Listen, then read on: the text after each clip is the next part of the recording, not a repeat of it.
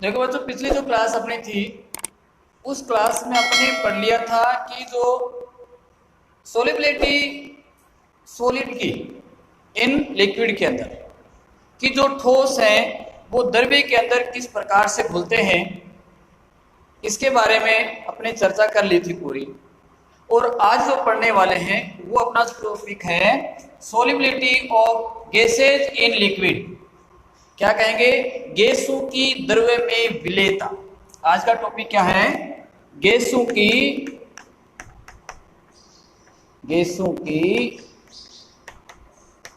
द्रव्य में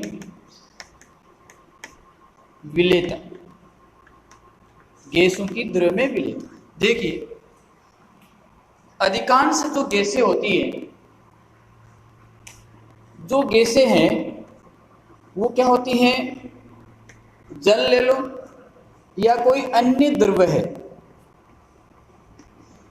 उसमें एक निश्चित मात्रा में घुलनशील होती है। कि जो गैस है जल या अन्य द्रव्य में निश्चित मात्रा में वो क्या होती है? घुलनशील होती है। या यूं भी कह सकते हैं कि अधिकांश गैसें द्रव्य में घुल जाती हैं। ठीक है। अब उदाहरण के तौर पर क्या कह सकते हैं कि जो जलीय जीव जितने भी हैं, जलीय जीव, तो जलीय जो जीव हैं वो क्या करते हैं? जो ऑक्सीजन है गैस, वो जल में घुली हुई है, उसको श्वसन के रूप में काम में लेते हैं। उसी प्रकार से कहें कि जो आपके मृदु पेय होते हैं, मृदु पेय पदार्थ जैसे आपका क्या हो, जैसे आप सभी परिचित हैं कि पेप्सी है, थम्स अप है, ये सभी किस प्रकार के हैं? मृदु पेय पदार्थ हैं। तो उसके अंदर क्या घुला रहता है कि जो CO2 गैस है वो जल के अंदर घुली रहती है, H2O के अंदर घुली रहती है। यहाँ पर CO2 H2 के रूप में जो रहेगी तो वो क्या रहती है? या तो H2CO3 कार्बोनिल कंपाउंड्स के रूप में रहती है, या फिर CO2 और H2 और ये कार्बोनिल दोनों क्या रहते हैं? ये एक साम्य अवस्था में रहते हैं। तो कहने का मतलब ये है यहाँ पर कि जो गैसें हैं वो गैसें द्रव्य में क्या होती हैं? घुलनशील होती हैं। या यूं कहें अधिकांश जो गैसें हैं वो द्रव्य में क्या करती हैं? घुल जाती हैं, द्रव्य में विलय हो जाती हैं, यूं भी कह सकते हैं। तो साथ में आप जो पॉइंट्स हैं उनको नोट करते रहो। गैस, जल या अन्य द्रव्य में निश्चित मात्रा में विलय रहती हैं, या इसको यूं कह सकते हैं कि अधिकांश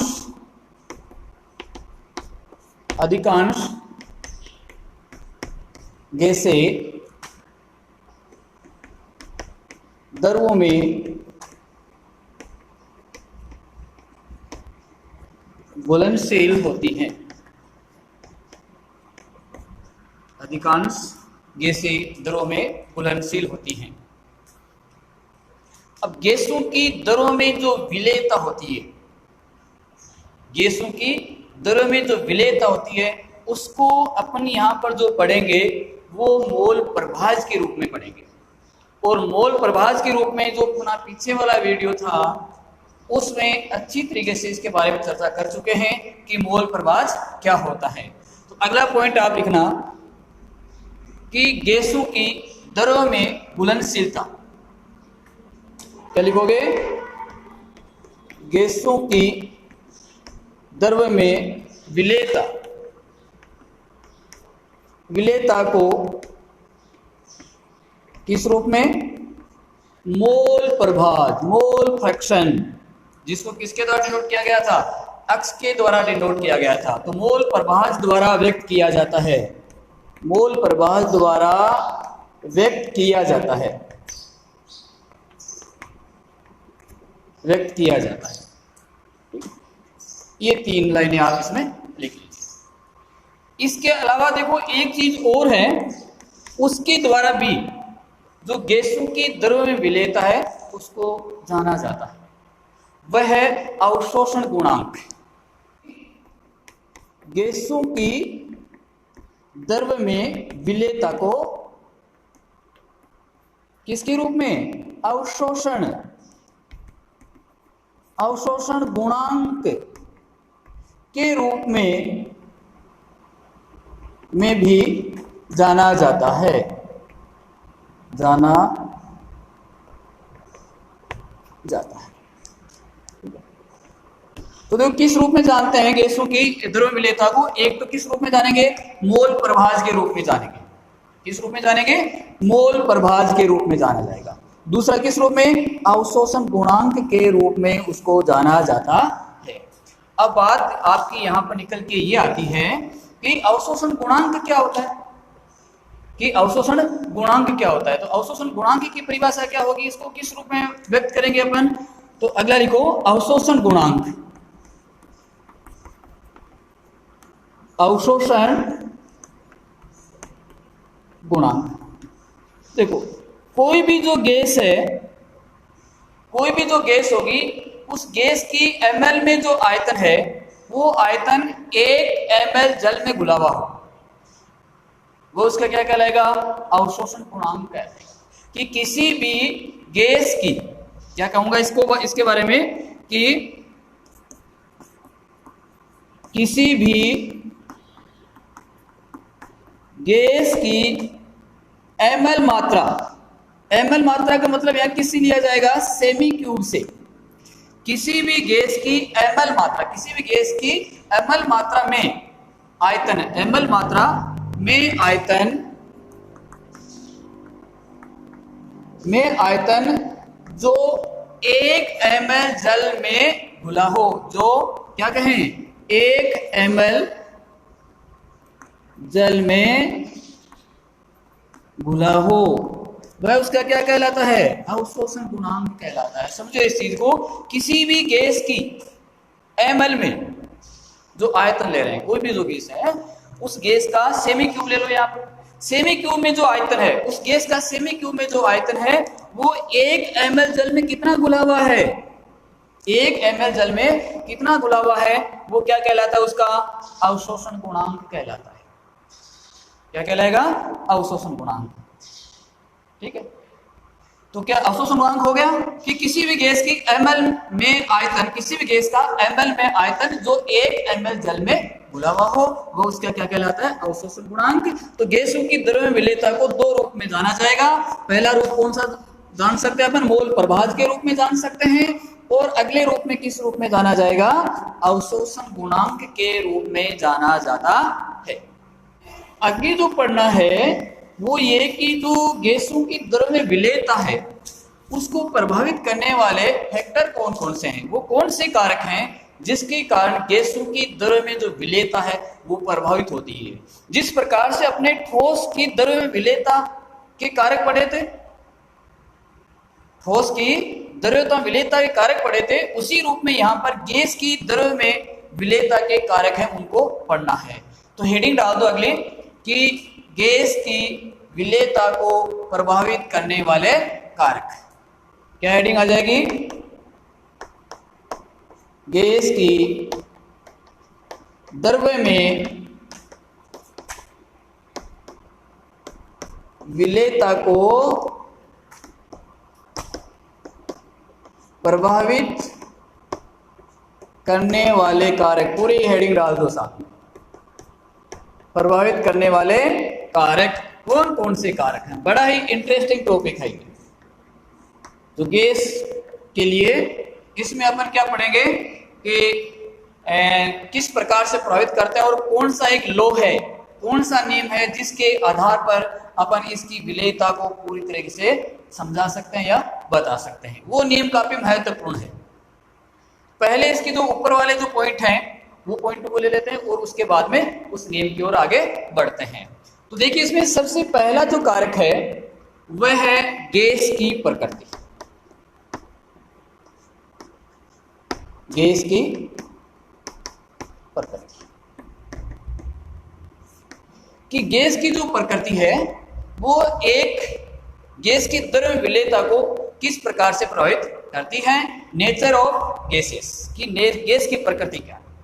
यानी इसमें आप याद रखो कि जो भी गैस होगी वो गैस विलायक से क्रिया करके, जो भी गैस विलायक से क्रिया करके यौगिक बना लेती है, जो गैस विलायक से क्रिया करके यौगिक बना लेती है, या यूं कहें कि वो आसानी से द्रवित हो जाती है, गैस जो है आसानी से द्रवित हो जाए, या यूं समझ सकते हैं कि जो गैस आप द्रव में घोल रहे हैं वो आसानी से क्या हो जाए, आयनीकृत हो जाए।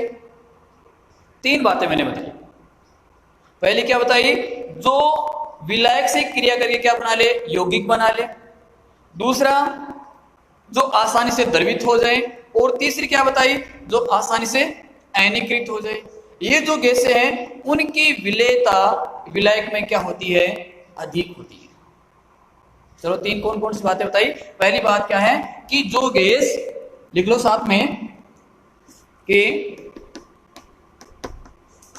जो गैस विलायक से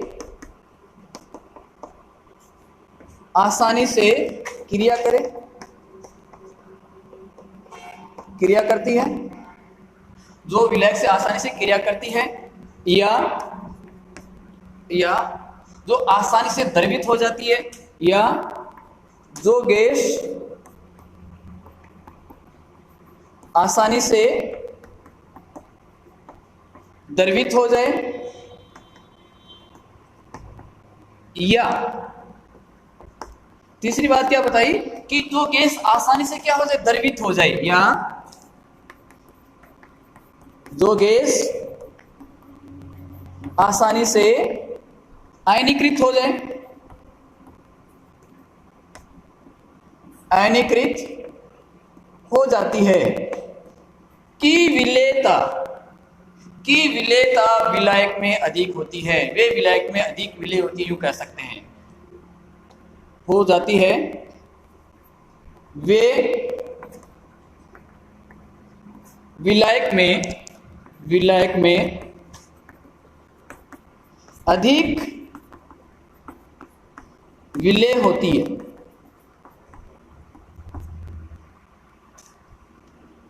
समझो इस चीज को दोबारा कि जो गैस विलायक से आसानी से क्रिया कर लेती है, गैस को आपने द्रव्य के अंदर डाला, विलायक यहां पर क्या है आपका, द्रव्य है, विलायक द्रव्य है ना, द्रव्य के अंदर डाला तो उसे आसानी से वो क्या कर लेगी, रिएक्शन कर लेगी, आसानी से रिएक्शन कर लेगी। तो क्या होगा, उसके अंदर घुल जाएगी, मिल जाएगी, उसमें जो डिजोल्व हो जाएगी पूर्ण रूप से। गैस आसानी से द्रवित हो जाती है, आसानी से द्रवित हो जाएगी मतलब कम प्रेशर के ऊपर, कम दाब के ऊपर वो क्या हो जाएगी, द्रवित हो जाएगी गैस। गैस किस में आ गई, द्रव में आ गई, आपको प्रेशर कम लगाना पड़ेगा, आसानी से द्रवित हो गई। तीसरा, जो आयनीकृत हो जाए, आसानी से आयनीकृत हो जाए, जैसे आपका HCl है, HCl गैस है, तो HCl गैस को आप जल के अंदर डालोगे तो क्या हो जाती है, HCl H और Cl में क्या हो जाएगी, आयनीकृत हो जाएगी आसानी से। तो वो जो गैसें हैं वो क्या होती हैं, आसानी से इसके अंदर घुल जाती है। अब इसके एग्जाम्पल क्या ले सकते हैं, उदाहरण क्या ले सकते हैं, जैसे NH3 है, HCl है, HBr है, SO2 है, CO2 है। जैसे एग्जाम्पल लिख दो यहां पर, जैसे NH3 गैस है, HCl गैस है, HBr गैस, SO2 गैस और CO2 गैस। ये जो है वो क्या होगी, आसानी से जल में क्या हो जाती है, घुलनशील हो जाती है। ये आसानी से क्या होगी, जल में घुलनशील हो जाती है।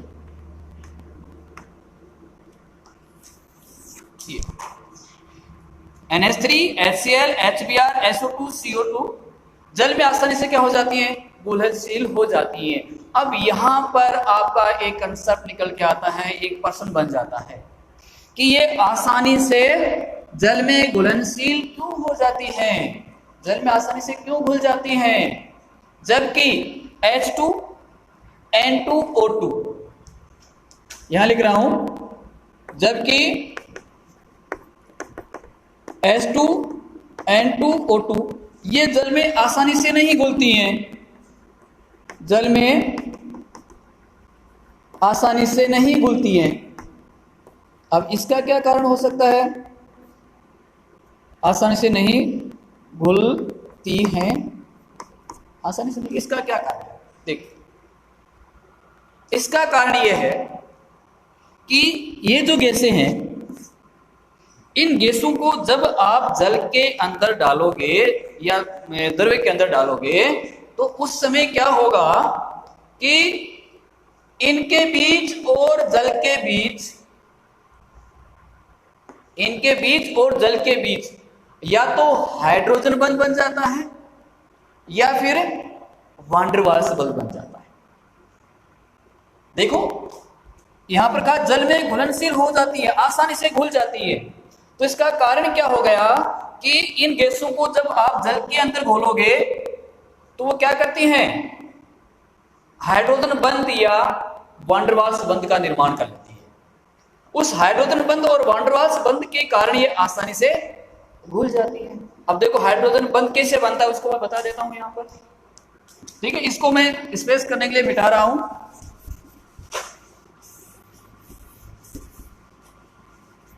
देखिए जल आपका क्या है, HOH, NH3, H, ये NH3 का। अब इसमें क्या होगा, इस ऑक्सीजन और इस हाइड्रोजन दोनों के बीच कौन सा बंध क्रिएट हो गया, ये हाइड्रोजन बंध बन गया।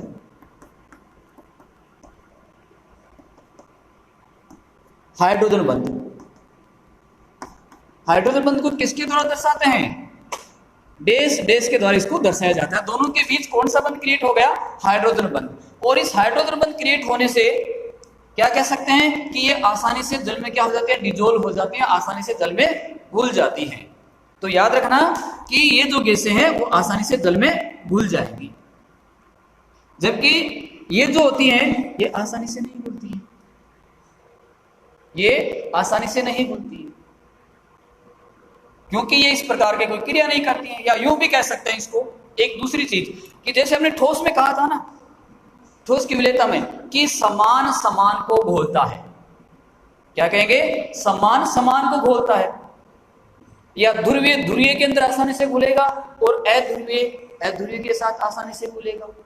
यदि उसी चीज को यहां पर लेके आए तो अपन क्या कह सकते हैं, ये सभी किस प्रकार के हैं, ध्रुवीय हैं, और जल भी कैसा है, ध्रुवीय है, ये कारण भी कह सकते हैं यहाँ पर। यानी ये जो प्रश्न है उस प्रश्न का देखो दो जवाब मिल गए। एक जवाब तो ये मिल गया यहाँ पर कि ये जल के साथ क्या करती हैं, हाइड्रोजन बंध बना लेती हैं। दूसरा क्या कहेंगे कि समान समान को घोलता है, समान को घोलता है। तो यहां पर या यूं कह दें इसको, क्या क्या रूप कह दें, ध्रुवीय, ध्रुवीय किसमें घुलेगी, ध्रुवीय गैस किसमें घुल जाती है, ध्रुवीय विलायक, जो क्या है यहां पर आपका द्रव्य में आसानी से घुलती है, आसानी से घुलती है। ध्रुवीय गैस ध्रुवीय विलायक में आसानी से घुलती है। तो जैसे एग्जांपल मैं ले लूं HCl का, किसका एग्जांपल ले लूं, यहां पर HCl का एग्जांपल ले लूं कि जो HCl है, HCl किस प्रकृति का है, ध्रुवीय प्रकृति का है। इसको किसके अंदर घोल दिया जाए, H2 के अंदर घोल दिया जाए, तो H2 के अंदर ये क्या होगा, आसानी से घुल जाएगा। H2 के अंदर आसानी से घुल जाएगा, क्योंकि इसकी प्रकृति भी ध्रुवीय है और इसकी प्रकृति भी ध्रुवीय है। तो इस चीज को मैं यहां पर एक सार के रूप में क्या कह सकता हूं, वो चीज आप नोट कर लो। एक सार के रूप में, एक पॉइंट के रूप में मैं क्या कह सकता हूं, वो ये कह सकता हूं कि HCl बेंजीन की बजाय जल में आसानी से घुल जाती है। क्या कह सकता हूं कि HCl गैस बेंजीन की बजाय H2O में आसानी से घुल जाती है, आसानी से घुल जाती है। क्यों? कि बेंजीन किस प्रकार का है, बेंजीन कैसा है, एक अध्रुवीय है। बेंजीन कैसा है, अध्रुवीय है, जबकि जल कैसा है, ये ध्रुवीय है।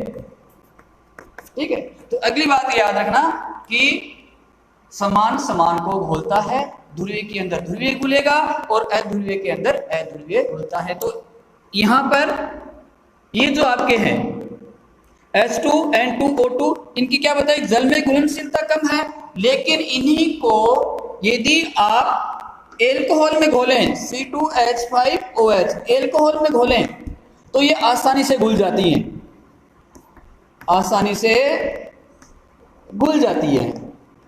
ये लो जी, H2N2O2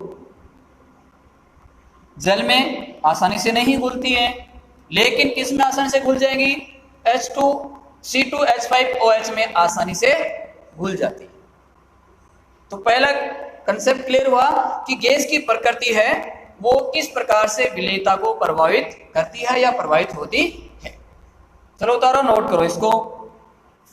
चलो इसी में एक चीज और याद रखो, वो और नोट कर लो आप। वो ये है कि एक मैंने शब्द आपको क्या कहा था, अवशोषण गुणांक कहा था। अवशोषण गुणांक क्या कहा था, अवशोषण गुणांक। तो जिन गैसों में अवशोषण गुणांक का मान अधिक होगा, जिन गैसों के अवशोषण गुणांक का मान अधिक होगा, वो अधिक विलेय होती है। अगली एक पॉइंट और लिख लो आप कि जिन गैसों में अवशोषण गुणांक का मान अधिक होगा,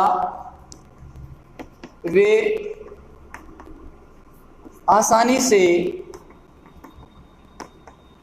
विलेय होती हैं, वो आसानी से विलेय होती हैं।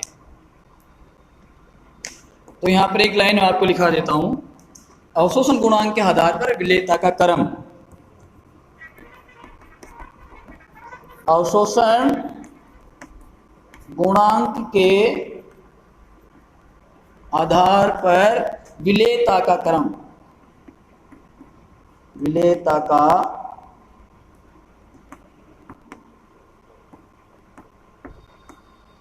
O2, ये विलेयता क्रम याद रखें।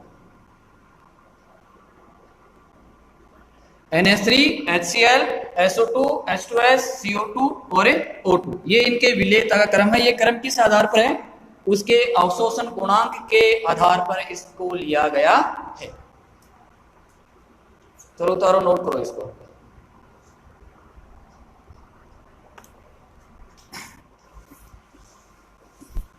ये तो थी गैसों की प्रकृति। दूसरा क्या कह सकते हैं, दूसरा इसका जो कारण है वह बता सकते हैं विलायक की प्रकृति। उसको अभी मैं पहले क्लियर कर चुका हूं कि समान समान को घोलता है, अध्रुवीय के अंदर घुलेगा, ध्रुवीय के अंदर घुलेगा। तो इसके बारे में मैं ज्यादा चर्चा नहीं करूंगा क्योंकि पहले इसको भी बता चुका हूं। तीसरा जो कारक है उस पर आ जाते हैं, वह है ताप, टेम्परेचर। कि जो टेम्परेचर है वो गैसों की विलेयता को किस प्रकार से प्रभावित करता है उसके बारे में। तो गैस के द्रव में घुलने की जो क्रिया होती है, क्या कहा, एक लाइन नोट करो कि गैस की द्रव में घुलने की क्रिया, गैस की द्रव में घुलने की क्रिया ऊष्माक्षेपी होती है। कैसी होगी? ऊष्माक्षेपी होगी। पीछे वाले वीडियो में अपने जहां पर ठोस की द्रव में विलेयता पड़ी थी, वहां पर ऊष्माक्षेपी और ऊष्माशोषी के बारे में चर्चा की थी कि ऊष्माशोषीय विक्रिया हो रही है तो विलेयता क्या रही थी, वहां पर बढ़ रही थी, और ऊष्माक्षेपीय विक्रिया है तो विलेयता घट रही थी। तो जो ठोस थे, ठोसों में कौन सी विक्रिया हो रही थी? ऊष्माशोषी हो रही थी, इसके कारण उनकी विलेयता बढ़ रही थी। और यहाँ पर गैस की द्रव में घुलने की क्रिया है वो किस प्रकार की है? ऊष्माक्षेपी है। तो ऊष्माक्षेपी होने के कारण गैसों की द्रव में विलेयता के मान में क्या आती है? कमी आती है। ठीक है, तो ऊष्माक्षेपी होगी। अतः ताप बढ़ाने पर गैसों की विलेयता में क्या आती है? कमी आती है। गैसों की विलेयता में कमी आती है।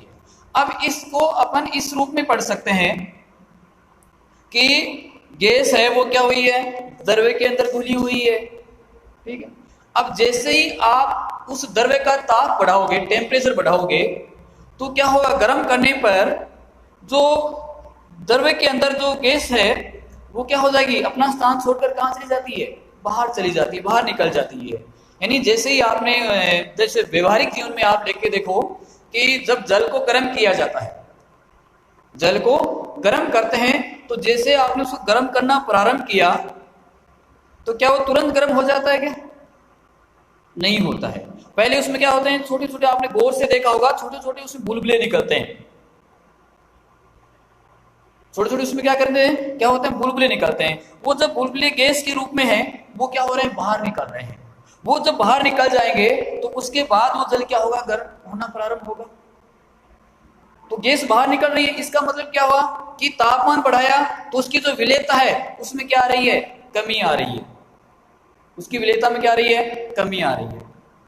ठीक है, जैसे CO2 प्लस H2O क्रिया करो, H2CO3 बनता है, साथ में उसकी क्या निकलती है? ऊष्मा बाहर निकलती है। उसकी ऊष्मा बाहर निकलती है कि CO2 प्लस H2CO3 प्लस में क्या है? ऊष्मा। कि द्रव के अंदर, जल के अंदर जो CO2 घोली जाती है वो एक निम्न टेम्परेचर के ऊपर घोली जाती है। ठीक है, जैसे उसका टेम्परेचर बढ़ेगा तो क्या हो जाएगी? गैस बाहर निकल जाएगी, उसकी जगह छोड़ देगी। तो क्या याद रखना कि ताप बढ़ाने पर गैसों की विलेयता में क्या आती है? कमी आती है। कमी क्यों आती है? उसका कारण क्या है? ऊष्माक्षेपी है। और दूसरा एक और कह सकते हैं कि जो मैंने जल का उदाहरण बताया, जल वाले में जो गैस बाहर निकलती है, तो उसमें क्या होगा कि जब आप उसका तापमान बढ़ा रहे हो तो गैस की जो गतिज ऊर्जा है, उस गतिज ऊर्जा में क्या हो जाती है? वृद्धि हो जाती है। मैंने अभी कहा ना कि जब जल को गर्म करोगे तो छोटे छोटे बुलबुले बाहर निकलते हैं पहले, फिर जल गर्म होता है। तो इसमें हुआ क्या कि जब आपने तापमान बढ़ाया तो उसकी गतिज ऊर्जा के मान में क्या हो गई? वृद्धि हो गई, जिसके कारण जो गैस थी वह द्रव को छोड़कर कहां निकल गई? बाहर निकल गई। चलो लिखो आगे। अगला क्या लिख सकता हूं कि ताप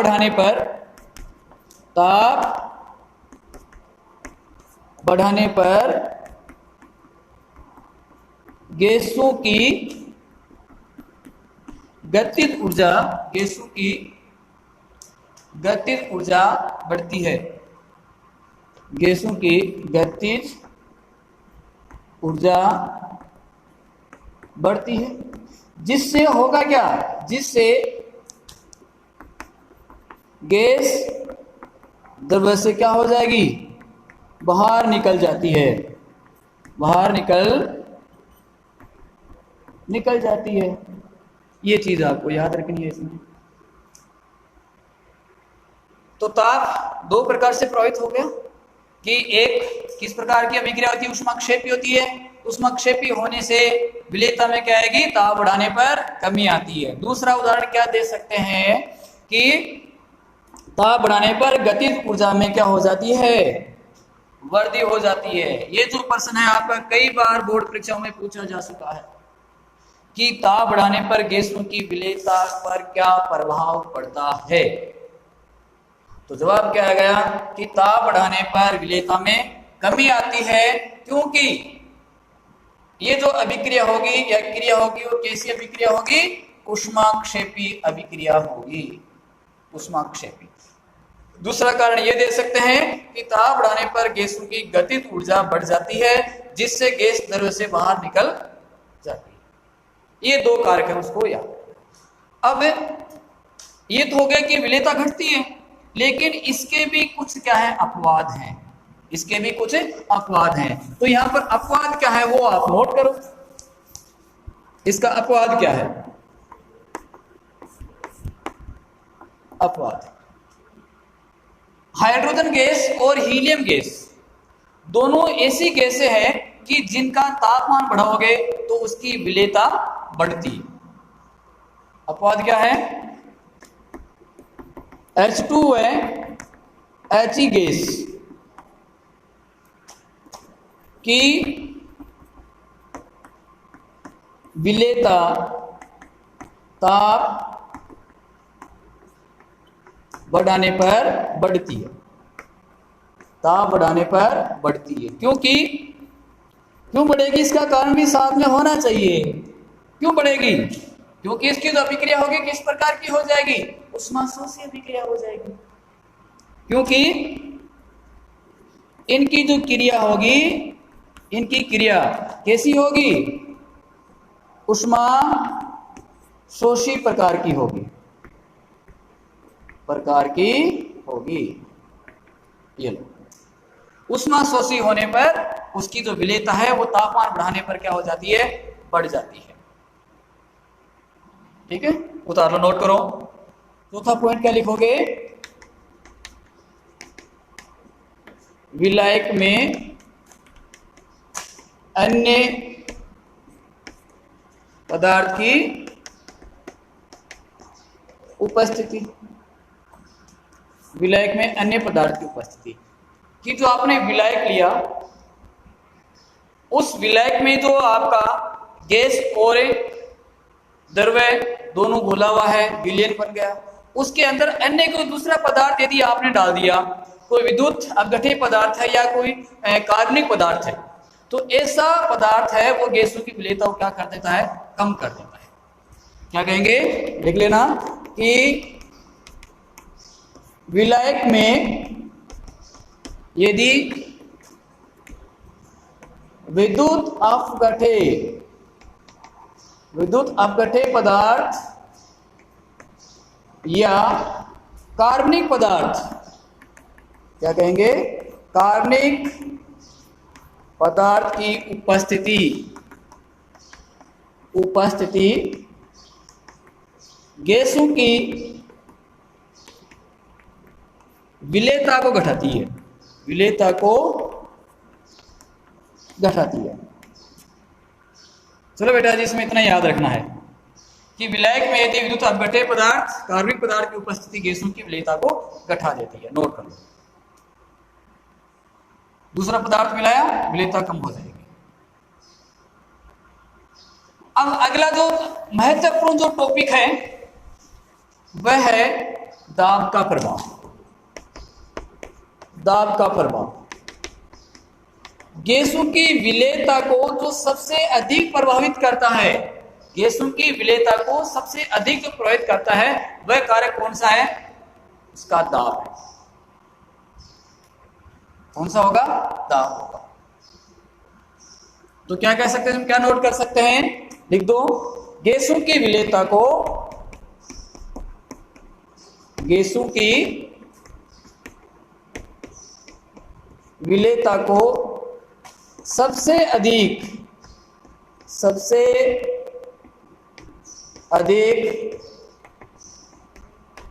प्रभावित करने वाला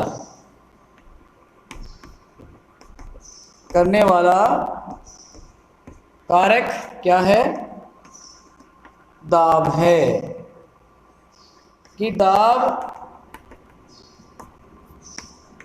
बढ़ाने पर विलेयता, विलेयता बढ़ती है। दाब बढ़ाया तो विलेयता के मान में क्या होगी? वृद्धि होगी। ठीक है, अब ये किस प्रकार से वृद्धि होती है, इस चीज को अच्छी प्रकार से एक्सप्लेन जो किया वो किया हेनरी के द्वारा, हेनरी लॉ के द्वारा। क्या कह रहा हूं कि दाब सबसे अधिक प्रभावित होती है, दाब बढ़ाने विलेयता बढ़ती है। तो इसकी व्याख्या जो की है, इसका जो एक्सप्लेन किया है वह किसके द्वारा किया गया है? हेनरी के द्वारा किया गया है। तो इसको किसके आधार पर पढ़ेंगे अपन? हेनरी नियम के आधार पर। तो अगला क्या है आपका? हेनरी नियम। कि हेनरी नियम क्या है? हेनरी नियम, पहले परिभाषा नोट कर लो, फिर इसको पढ़ते हैं कि स्थिर ताप पर किसी गैस की विलेयता, क्या कहेंगे? स्थिर ताप पर किसी गैस की विलेयता, स्थिर ताप पर किसी गैस की विलेयता उस गैस के दाब के समानुपाती होती है। गैस के दाब के समानुपाती होती है विलेयता, गैस के दाब के समानुपाती होती है, समानुपाती होती है। साधारण सिंपल एकदम सरल भाषा में इसकी परिभाषा होगी। ऐसे तो बहुत सारी परिभाषाएं आपको इसके मिल जाएंगी, लेकिन एकदम से जो सटीक परिभाषा जिसको आसानी से पढ़ा जा सके, याद रखा जा सकते हो कि स्थिर ताप पर किसी गैस की विलेयता, स्थिर ताप पर किसी गैस की विलेयता गैस के दाब के समानुपाती होती है। गैस के दाब के समानुपाती होती है। यहाँ पर जो गैस की विलेयता है उसको किस रूप में डिनोट करेंगे अपन? मोल प्रभाज के रूप में डिनोट करेंगे। मोल प्रभाज के रूप में इसको जाना जाएगा। आपको बताया था शुरू में कि जो विलेयता उसको कैसे प्रदर्शित करते हैं? मोल प्रभाज के रूप में। तो क्या कहेंगे कि दाब के समानुपाती अर्थात P समानुपाती मोल प्रभाज। मोल प्रभाज को किसके द्वारा डिनोट किया जाता है? X के द्वारा। तो ये हेनरी रूल क्या कह रहा है कि जो प्रेशर दाब है वो किसके समानुपाती होता है? मोल प्रभाज के समानुपाती होता है। या यहां पर यदि मैं इस समानुपाती को यहां से हटाऊंगा तो एक क्या आ जाएगा? स्थिरांक आ जाएगा। क्या आ जाएगा? स्थिरांक आ जाएगा। स्थिरांक को यहां पर किसके द्वारा डिनोट करूंगा? के एच, हेनरी नियतांक के एच, ये एक्स। तो ये जो नियम है वो किसको बता रहा है? ये वाला नियम किसको बता रहा है? ये नियम आपके हेनरी रूल्स को बता रहा है कि P बराबर क्या होगा? P बराबर के एच स्थिरांक, हेनरी स्थिरांक इंटू एक्स के।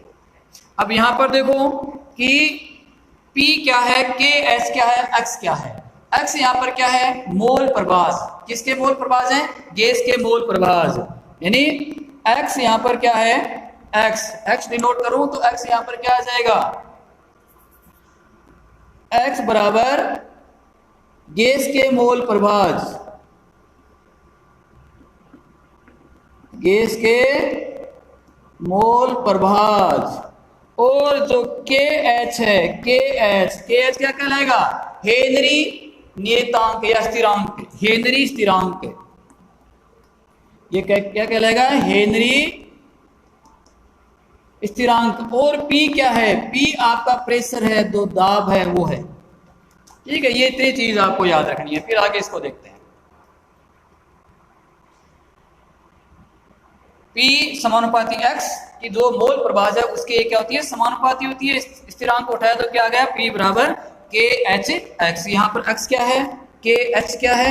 P क्या है? ये आपको मैंने बता दिया। अब इसी चीज को किस प्रकार से सिद्ध करें कि जो गैस की विलेयता दाब के समानुपाती होती है, तो उसके लिए हेनरी ने इसका एक कर्व बनाया, एक ग्राफ बनाया।